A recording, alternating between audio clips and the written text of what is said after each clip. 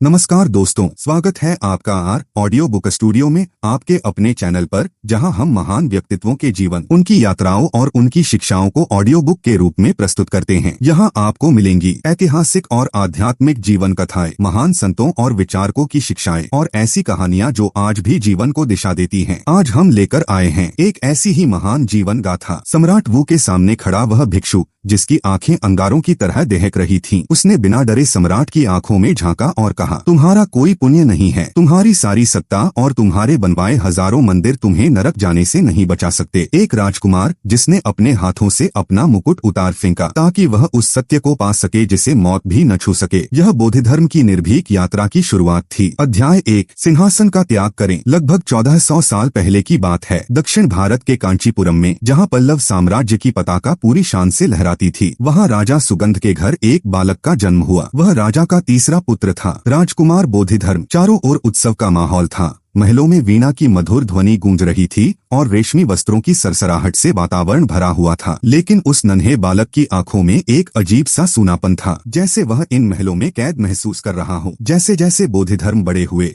उनकी बुद्धि की प्रखरता पूरे राज्य में चर्चित होने लगी। जब दूसरे राजकुमार तलवारबाजी और राजनीति की पेचीदगियां सीख रहे थे, बोधिधर्म घंटों तक एकांत में बैठकर आकाश के विस्तार को निहारा करते थे। उनके भीतर एक बेचैनी थी, एक ऐसी प्यास जिसे दुनिया का कोई भी वैभव नहीं बुझा सकता था। वे अक्सर सोचते कि अगर यह सब कुछ एक दिन खत्म हो जाना है तो इसे पाने का क्या अर्थ है। एक शाम जब सूरज की ढलती किरणें महल की स्वर्ण दीवारों पर अपनी अंतिम आभा बिखेर रही थीं, बोधिधर्म ने अपने पिता से एक ऐसा प्रश्न किया जिसने पूरे दरबार को सन्न कर दिया। उन्होंने पूछा, पिताजी, क्या यह सिंहासन मुझे उस सत्य तक ले जा सकता है जहां मृत्यु का भय समाप्त हो जाता है? राजा के पास कोई उत्तर नहीं था। उस दिन बोधिधर्म ने समझ लिया कि महलों की दीवारें सत्य को खोजने के लिए बहुत छोटी हैं। तभी उनके जीवन में गुरु प्रज्ञा तारा का आगमन हुआ। वह एक प्रबुद्ध महिला थीं, जिनके चरणों में बैठकर बोधिधर्म ने पहली बार मौन का स्वाद चखा। प्रज्ञा तारा ने उनके भीतर छिपे उस योगी को पहचान लिया और उनसे कहा, पुत्र, यदि तुम वह पाना चाहते हो जो शाश्वत है,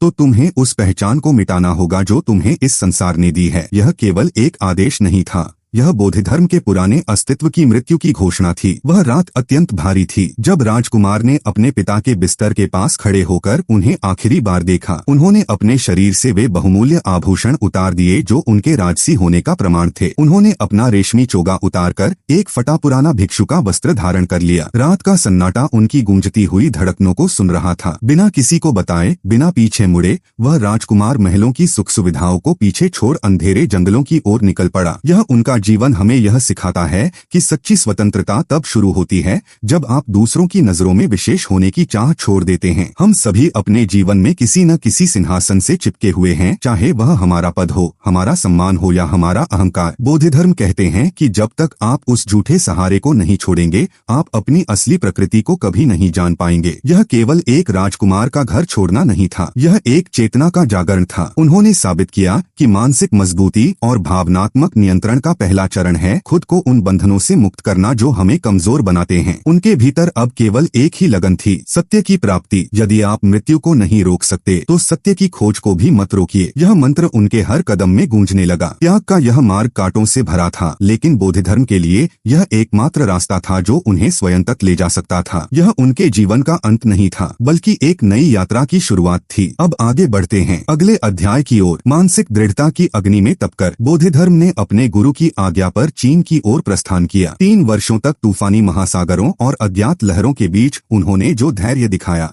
वह उनकी आंतरिक शक्ति का प्रमाण था। यात्रा केवल भौगोलिक नहीं थी, वह चेतना की यात्रा थी। अध्याय 2, अदृश्य महासागर को पार करें। गुरु प्रज्ञा तारा का शरीर अब शिथिल हो रहा था, लेकिन उनकी दृष्टि अब भी भविष्य को देख पा रही थी। उन्होंने बोधिधर्म के सिर पर अपना हाथ रखा और वे शब्द कहे जिन्होंने उनके जीवन की धारा को हमेशा के लिए बदल दिया। उन्होंने कहा, पुत्र, भारत की इस महान निधि को लेकर अब तुम्हें पूर्व की ओर जाना होगा। चीन की धरती एक रेगिस्तान की तरह प्यासी है। वहाँ शब्दों का अंबार तो है, पर अनुभव की बारिश नहीं हुई है, तुम वहाँ का वर्षामेघ बनो। यह कोई छोटा संकल्प नहीं था। उस काल में समुद्री यात्रा का अर्थ था स्वयं को मृत्यु के हवाले कर देना। लेकिन बोधिधर्म के लिए भय का कोई अस्तित्व नहीं था। उन्होंने एक लकड़ी के जहाज पर कदम रखा और नीले विस्तार की ओर निकल पड़े। 3 साल, कल्पना कीजिए, 1000 से भी अधिक दिन और रातें, केवल आकाश और महासागर का अंतहीन मिलन। जहाज की लकड़ी जब लहरों से टकराती तो भयानक आवाज होती, तूफान जब अपनी पूरी शक्ति से प्रहार करते तो अच्छे के मन डोल जाते। लेकिन बोधिधर्म अडिग थे। वे जहाज के एक कोने में स्थिर बैठते, जैसे महासागर की हलचल का उन पर कोई प्रभाव ही न हो। उन्होंने इस समय का उपयोग अपनी मानसिक दृढ़ता को और अधिक गहरा करने के लिए किया। वे जानते थे कि यदि बाहर तूफान है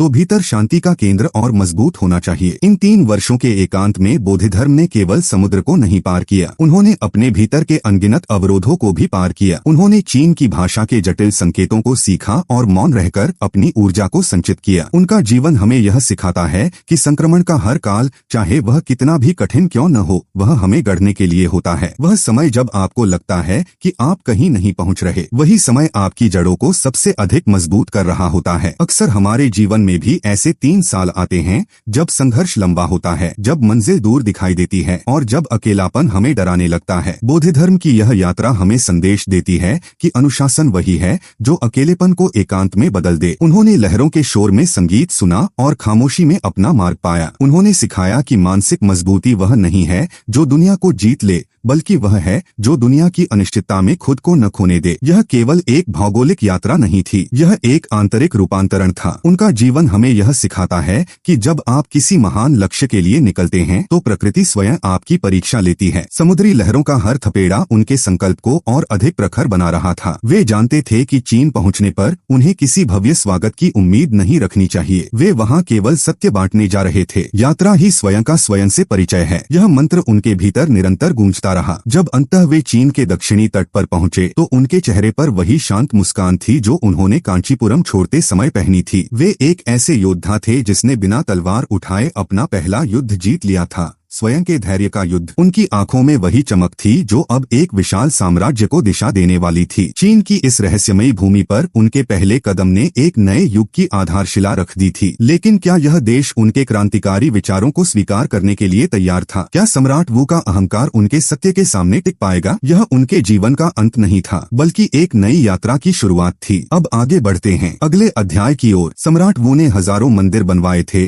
और उसे अपने पुण्य पर बहुत गर्व था। लेकिन जब वह बोधिधर्म से मिला तो उसके अहंकार की दीवारें ढह गईं। बोधिधर्म का एक ही उत्तर था, कुछ भी पवित्र नहीं है। सत्य को किसी मंदिर की दीवारों में कैद नहीं किया जा सकता और न ही उसे किसी लेन देन से खरीदा जा सकता है। अध्याय 3, कुछ भी पवित्र नहीं है। चीन की राजधानी की चकाचौंध और सम्राट वू का आलीशान दरबार, जहाँ हर तरफ सोने और रत्नों की चमक थी। सम्राट वू को इतिहास में एक महान धर्मपरायण राजा के रूप में जाना जाता था। उसने अनगिनत बौद्ध मठों का निर्माण कराया था, हजारों भिक्षुओं को दान दिया था और पवित्र ग्रंथों का अनुवाद करवाया था। उसे विश्वास था कि उसने स्वर्ग में अपनी जगह पक्की कर ली है। जब उसने सुना कि भारत से एक महान गुरु आए हैं तो उसने सोचा कि यह उसके द्वारा किए गए पुण्यों की पुष्टि करने का सबसे बड़ा अवसर है। दरबार में सन्नाटा था। जैसे ही बोधिधर्म ने अपनी फटी हुई झोली और धूल भरे पैरों के साथ प्रवेश किया, सम्राट ने झुककर उनका अभिवादन किया। सम्राट वू की आंखों में प्रशंसा पाने की एक तीव्र लालसा थी। उसने गर्व से अपने कार्यों की लंबी सूची गिनाई और पूछा, स्वामी, मैंने हजारों मंदिर बनवाए हैं, लाखों लोगों को भोजन कराया है और धर्म का प्रचार किया है। मुझे इसका कितना पुण्य मिलेगा? बोधिधर्म ने एक पल के लिए भी सम्राट की ओर प्रशंसा भाव से नहीं देखा। उनकी आंखों में वही कड़वा सच था जो केवल एक मुक्त व्यक्ति में हो सकता है। उन्होंने बिना किसी झिझक के उत्तर दिया, कुछ भी नहीं। तुम्हारा पुण्य शून्य है। वास्तव में तुम अपने लिए नरक का मार्ग तैयार कर रहे हो। दरबार में उपस्थित हर व्यक्ति की सांसें थम गईं। सम्राट के चेहरे का रंग उड़ गया। उसे लगा जैसे किसी ने उसकी बरसों की मेहनत पर एक ही झटके में पानी फेर दिया हो। यह केवल एक उत्तर नहीं था, यह एक प्रहार था। बोधिधर्म यह समझा रहे थे कि अहंकार के साथ किया गया दान केवल एक व्यापार है। यदि आप कुछ पाने की इच्छा से देते हैं तो वह करुणा नहीं बल्कि एक सौदेबाजी है। सम्राट ने क्रोध और हैरानी से फिर पूछा, तो फिर इस दुनिया में सबसे पवित्र चीज क्या है? बोधिधर्म ने फिर से वही बिजली जैसी कड़क के साथ कहा, कुछ भी नहीं। यहाँ कुछ भी पवित्र नहीं है, सब कुछ शून्य है। सम्राट वू ने बौखलाकर अंतिम प्रश्न किया, तो फिर मेरे सामने यह कौन खड़ा है जो मुझसे ऐसे बात कर रहा है? तुम कौन हो? बोधिधर्म ने शांत भाव से कहा, मैं नहीं जानता और वे बिना किसी औपचारिकता के दरबार से बाहर निकल गए। वे जानते थे कि सम्राट को सत्य नहीं बल्कि अपनी मान्यताओं का समर्थन चाहिए था। बौद्ध धर्म को किसी महल की सुविधा की जरूरत नहीं थी, उन्हें तो केवल उस मौन की तलाश थी जहाँ कोई मैं न हो। यह घटना हमें सिखाता है कि भावनात्मक नियंत्रण का अर्थ है खुद को दूसरों की प्रशंसा और अपनी उपलब्धियों के भार से मुक्त कर लेना। आज के युग में हम सब कुछ न कुछ पाने की होड़ में लगे हैं। हम दान भी देते हैं ताकि लोग हमें अच्छा कहें। बौद्ध धर्म कहते हैं कि जब तक आपके भीतर पाने की इच्छा है तब तक आप होने के आनंद को नहीं समझ सकते। सच्ची अनुशासन वही है जहां आप कार्य करते हैं लेकिन उसके फल की चिंता को पूरी तरह छोड़ देते हैं। खोजना ही दुख है, कुछ न खोजना ही आनंद है। यह मंत्र उनके जीवन का सार बन चुका था। वे जानते थे कि सत्य किसी बाहर की चीज में नहीं बल्कि उस आंतरिक शून्यता में है जहां कोई मांग नहीं होती। महलों के वैभव को एक बार फिर ठुकराकर बौद्ध धर्म अब पहाड़ों की उन ऊंचाइयों की ओर बढ़ रहे थे जहां केवल सन्नाटा और पत्थर की दीवारें उनका इंतजार कर रही थीं। उन्होंने दिखा दिया कि एक सच्चा भिक्षु सम्राटों के सामने भी नहीं झुकता। यह उनके जीवन का अंत नहीं था बल्कि एक नई यात्रा की शुरुआत थी। अब आगे बढ़ते हैं अगले अध्याय की ओर। पहाड़ों की गुफा में एक मौन तपस्वी ने 9 वर्षों तक दीवार की ओर मुंह करके ध्यान लगाया। दुनिया उसे पागल समझती थी लेकिन वह अपनी चेतना की गहराई में उतर रहा था। उसने सिखाया कि यदि मन स्थिर है तो पत्थर की दीवार भी दर्पण बन सकती है। अध्याय 4 दीवार बन जाए। सम्राट के वैभवशाली दरबार और उसकी झूठी प्रशंसाओं को पीछे छोड़ते हुए बौद्ध धर्म सुंग पर्वत की दुर्गम और बर्फीली चोटियों की ओर बढ़ चले। वहाँ उन्होंने एक छोटी सी अंधेरी गुफा को अपना आश्रय बनाया। उन्होंने अपनी कमर सीधी की, अपनी दृष्टि को गुफा की बेजान पत्थर की दीवार पर टिकाया और फिर वे 9 वर्षों तक नहीं हिले। 9 साल का अटूट मौन, 9 साल का पूर्ण ठहराव। कल्पना कीजिए उस अदम्य अनुशासन की जहां बाहरी दुनिया का अस्तित्व ही समाप्त हो गया हो। वे दीवार की ओर मुंह करके क्यों बैठे थे? क्योंकि वे जानते थे कि इंसान का सबसे बड़ा शत्रु उसका अपना चंचल मन है जो हमेशा बाहर की चमक-धमक और लोगों की बातों में उलझा रहता है। पत्थर की उस निर्जीव दीवार में कोई आकर्षण नहीं था, कोई शब्द नहीं थे और इसीलिए वह दीवार बौद्ध धर्म के लिए एक परम सत्य का दर्पण बन गई। जब आप बाहर कुछ नहीं देखते तो आपको वह सब कुछ दिखाई देने लगता है जो आपके भीतर की गहराई में दबा हुआ है। गुफा के बाहर मौसम अपना रंग बदलते रहे। कभी हड्डियों को गला देने वाली हाड़-पांव ठंड पड़ी, कभी मूसलाधार बारिश हुई, लेकिन बौद्ध धर्म एक शिला की तरह अचल रहे। किंवदंतियां कहती हैं कि अपनी एकाग्रता को बनाए रखने के लिए उन्होंने अपनी पलकें तक काट दी थीं ताकि नींद उनकी साधना के मार्ग में बाधा न बन सके। यह केवल एक पौराणिक कथा नहीं है, यह उस मानसिक दृढ़ता का प्रतीक है जो किसी भी शारीरिक पीड़ा से बहुत ऊपर उठ चुकी हो। उन 9 वर्षों के दौरान कई लोग गुफा के बाहर इकट्ठा हुए। कुछ ने उन्हें विक्षिप्त कहा, कुछ ने उन्हें देवता मानकर उनकी पूजा की, लेकिन बौद्ध धर्म ने कभी पीछे मुड़कर नहीं देखा। उन्होंने सिखाया कि यदि आप भीड़ की आवाजों और लोगों की राय से प्रभावित होते हैं तो आप कभी अपने वास्तविक स्वरूप को नहीं पा सकेंगे। अनुशासन का अर्थ है अपने आंतरिक लक्ष्य की ओर इतना स्थिर हो जाना कि दुनिया की कोई भी बड़ी से बड़ी हलचल आपको विचलित न कर सके। आज के इस अत्यधिक शोर शराबे वाले युग में जहां हर छोटी चीज आपका ध्यान भटकाना चाहती है, बौद्ध धर्म का यह दीवार को निहारना एक महान औषधि की तरह है। हमें अपने जीवन में ऐसी दीवारें बनाने की अत्यंत आवश्यकता है जहां हम दुनिया के शोर से पूरी तरह कट सकें। शांत बैठना, बिना किसी सांसारिक उद्देश्य के, बिना किसी विचार के, यही वह प्रयोगशाला है जहां असाधारण व्यक्तित्वों का निर्माण होता है। उनका जीवन हमें यह सिखाता है कि जब आप बाहर से पूरी तरह से स्थिर हो जाते हैं तो पूरा ब्रह्मांड आपके भीतर सिमटने लगता है। मौन केवल शब्दों का अभाव नहीं है, मौन वह प्रचंड शक्ति है जो आपके भीतर के मानसिक शोर को जड़ से शांत कर देती है। बौद्ध धर्म ने पत्थर की उस बेजान दीवार को अपनी अटूट साधना से जीवित कर दिया था। वे हमें याद दिलाते हैं कि जिसे हम बाहर खोज रहे हैं वह हमारे भीतर के सन्नाटे में पहले से ही मौजूद है। मन को छोड़ो और तुम बुद्ध हो, यह महामंत्र उस गुफा की शांत हवाओं में आज भी गूंजता है। उन्होंने प्रत्यक्ष प्रमाण दिया कि बुद्धत्व कहीं बाहर से आयात नहीं किया जाता, वह हमारे भीतर ही सोया हुआ है। बस उसे जगाने के लिए उस अटूट स्थिरता की जरूरत है जो उन्होंने उन 9 वर्षों के कठिन एकांत में अर्जित की थी। यह स्थिरता केवल एक शारीरिक अभ्यास नहीं था, यह एक क्रांतिकारी घोषणा थी कि सत्य को पाने के लिए आपको पूरी तरह से अकेले होने का साहस जुटाना होगा। वे वहाँ किसी शिष्य के इंतजार में नहीं बैठे थे, वे वहाँ स्वयं के अहंकार को पूरी तरह मिटाने के लिए लीन थे। यह उनके जीवन का अंत नहीं था बल्कि एक नई यात्रा की शुरुआत थी। अब आगे बढ़ते हैं अगले अध्याय की ओर। एक कड़ाके की ठंड वाली रात में में एक शिष्य ने अपनी निष्ठा साबित करने के लिए अपना हाथ काट दिया। बोधिधर्म ने उसे अपना उत्तराधिकारी बनाया और बिना शब्दों के ज्ञान की परंपरा शुरू की। यह अध्याय सिखाता है कि सत्य केवल उन्हें मिलता है जो सर्वस्व न्योछावर करने को तैयार हैं। अध्याय 5, अहंकार का बलिदान। सुंग पर्वत की वह गुफा अब केवल एक स्थान नहीं बल्कि एक जीवित ऊर्जा का केंद्र बन चुकी थी। 9 वर्षों का समय बीत चुका था। बाहर की दुनिया में कई राजा बदले, कई युद्ध हुए, लेकिन उस गुफा के भीतर समय जैसे थम गया था। तभी एक बर्फीली रात में एक विद्वान साधक जिसका नाम हुईको था उस गुफा के द्वार पर पहुंचा। बाहर बर्फ की सफेद चादर बिछी थी और ठंडी हवाएं चाकुओं की तरह शरीर को चीर रही थीं। हुईको वहां चुपचाप खड़ा रहा, इस उम्मीद में कि वह महान गुरु एक बार उसकी ओर देखेंगे। बोधिधर्म ने अपनी पीठ नहीं मोड़ी। वे अब भी दीवार की ओर मुंह किए हुए स्थिर बैठे थे। हुईको पूरी रात घुटनों तक बर्फ में दबा खड़ा रहा। जब सुबह की पहली किरण फूटी तो बोधिधर्म ने बिना पीछे मुड़े पूछा, तुम यहाँ क्यों खड़े हो? तुम क्या चाहते हो? हुईको ने कांपती आवाज में कहा, स्वामी, मैं बुद्ध के मार्ग को जानना चाहता हूँ, मुझे अपनी शरण में ले लें।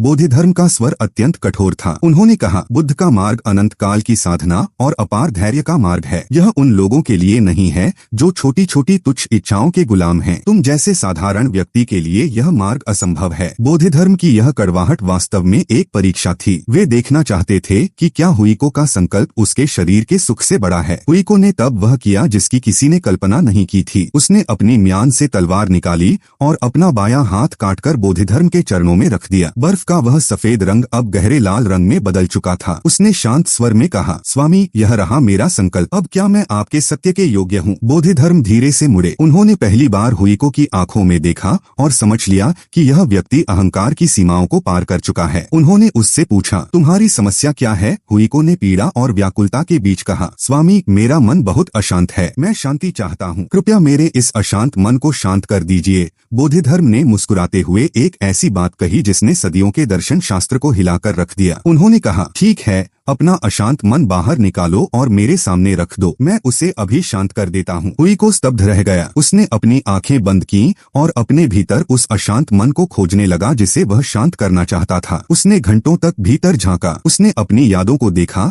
अपने विचारों को देखा, अपनी भावनाओं को देखा, लेकिन उसे कहीं भी वह चीज नहीं मिली जिसे मन कहा जा सके। अंत में उसने आंखें खोली और कहा, स्वामी, मैं इसे बहुत खोज रहा हूँ, लेकिन मुझे कहीं भी मेरा मन नहीं मिल रहा। बोधिधर्म ने गरजते हुए कहा, देखो, मैंने तुम्हारा मन शांत कर दिया। यह केवल एक घटना नहीं थी, यह एक संदेश था कि जिस मन को हम अपनी सारी समस्याओं की जड़ मानते हैं वह वास्तव में है ही नहीं। वह केवल विचारों का एक प्रवाह है। जैसे ही आप उसे गहराई से देखने की कोशिश करते हैं वह गायब हो जाता है। हुईको को उसी क्षण बोध हो गया। उसने समझ लिया कि जिसे वह अब तक मैं समझ रहा था वह केवल एक भ्रम था। बोधिधर्म ने उसे अपना पहला उत्तराधिकारी बनाया और उसे वह ज्ञान दिया जो किताबों में नहीं बल्कि मौन के सीधे प्रसारण में था। उनका जीवन हमें यही सिखाता है कि सत्य की खोज कोई बौद्धिक विलास नहीं है। इसके लिए आपको अपने पुराने अस्तित्व और अपने अहंकार की बलि देनी पड़ती है। जब तक आप कुछ बने रहना चाहते हैं तब तक आप सत्य को नहीं देख सकते। मानसिक मजबूती का अर्थ है अपनी मान्यताओं को छोड़ने का साहस रखना। हुईको का कटा हुआ हाथ उस समर्पण का प्रतीक था जहाँ शरीर और अहंकार का कोई मूल्य नहीं रह जाता। जागरूकता ही एकमात्र जड़ है। यह मंत्र अब हुईको के जीवन का आधार बन गया। बोधिधर्म ने सिखाया कि बुद्धत्व कोई पदवी नहीं है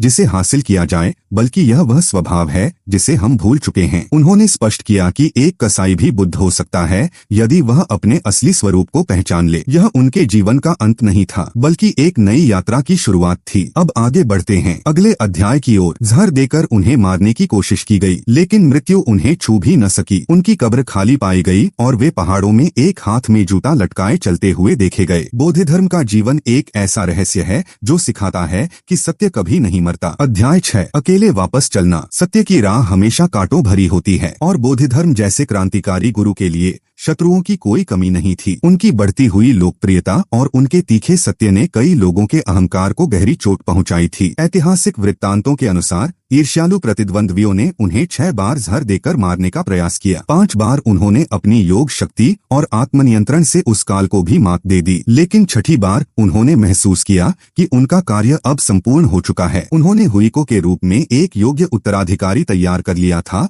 और उनके मौन का संदेश पूरे चीन में फैल चुका था। उन्होंने मुस्कुराते हुए जहर का वह प्याला स्वीकार कर लिया जैसे वह कोई अमृत हो। उनके चेहरे पर वही पुरानी शांति थी जो महलों को छोड़ते समय थी। उन्होंने बिना किसी शिकायत के बिना किसी विरोध के शांत भाव से अपनी देह त्याग दी। उन्हें भालू के कान वाले पर्वत यानी बेयर ईयर माउंटेन पर पूरे सम्मान के साथ दफनाया गया। पूरे देश में शोक की लहर दौड़ गई। लेकिन बोधिधर्म की कहानी यहाँ समाप्त नहीं हुई। वह तो बस एक नए चमत्कार की शुरुआत थी। कहा जाता है कि उनकी मृत्यु के 3 साल बाद एक चीनी अधिकारी जिसका नाम सुंगयुन था, हिमालय के दुर्गम रास्तों से गुजर रहा था। वहाँ उसने एक अद्भुत दृश्य देखा। बोधिधर्म नंगे पैर, एक हाथ में अपनी लकड़ी की छड़ी लिए और उस छड़ी पर अपना एक जूता लटकाए पश्चिम की ओर यानी भारत की ओर वापस जा रहे थे। सुंगयुन ने हैरानी से पूछा, स्वामी आप कहाँ जा रहे हैं? बोधिधर्म ने बस इतना कहा, मैं अपने घर वापस जा रहा हूँ। जब अधिकारी ने उनके दूसरे जूते के बारे में पूछा तो वे बस मुस्कुरा दिए। जब सुंगयुन राजधानी पहुँचा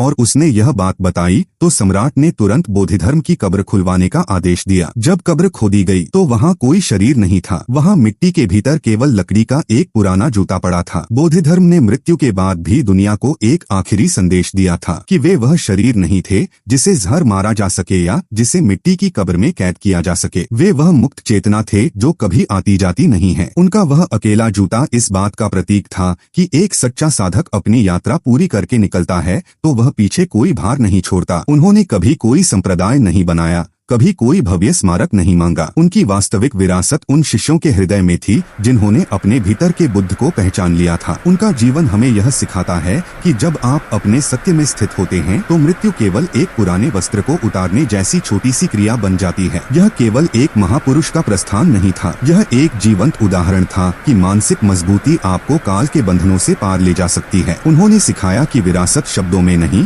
बल्कि उस आचरण में होती है जिसे आप दुनिया में छोड़ जाते हैं। आज भी पहाड़ों की ठंडी हवाओं में उनकी मौजूदगी महसूस की जाती है। उन लोगों के लिए जो मौन की भाषा और अनुशासन का मूल्य जानते हैं, पाने वाला ही खजाना है। यह अंतिम सत्य उनके जीवन की पूर्णता थी। उन्होंने दुनिया को दिखा दिया कि अंत में हम सब अपनी यात्रा में अकेले ही होते हैं और वह अकेलापन ही हमारी सबसे बड़ी शक्ति है। यह उनके जीवन का अंत नहीं था बल्कि एक शाश्वत सत्य की निरंतरता थी। वह राजकुमार जिसने अपना सिंहासन ठुकराया, वह भिक्षु जिसने 3 साल तक महासागरों से युद्ध किया और 9 साल तक एक पत्थर की दीवार को अपना दर्पण बनाया। बोधिधर्म की यात्रा आज भी समाप्त नहीं हुई है। उनकी मौन वाणी आज भी हमें पुकार रही है कि तुम वह नहीं हो जो तुम खुद को समझते हो। उनका अनुशासन और उनकी आंतरिक शक्ति हमें याद दिलाती है कि सत्य कहीं बाहर के मंदिरों में नहीं बल्कि तुम्हारी अपनी जागरूकता की गहराई में छिपा है। उन्होंने 9 साल तक दीवार को केवल इसलिए देखा ताकि तुम अपनी आंखों से उस अंधेरे पर्दे को हटा सको जो तुम्हें खुद से दूर करता है। अब समय आ गया है कि आप भी अपनी आंतरिक गुफा में प्रवेश करें। अपने अशांत मन को शांत करने की चुनौती को आज ही स्वीकार करें, बिना किसी बाहरी प्रशंसा के, बिना किसी पुरस्कार की लालसा के। बस अपने भीतर उस सोए हुए बुद्ध को जगाएं। जागरूक रहें, मौन रहें, अडिग रहें, अपने जीवन के स्वयं नायक बने, न कि अपनी परिस्थितियों के गुलाम। यही बोधिधर्म का वास्तविक सम्मान है